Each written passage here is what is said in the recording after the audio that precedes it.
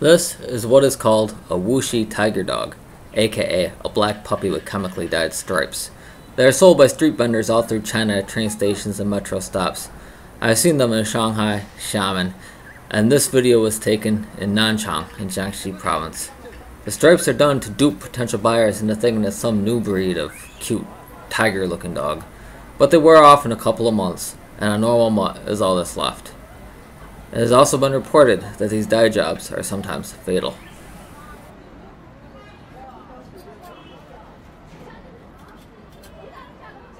你做了吗？你做了它的牙齿？我也做哎。啊啊。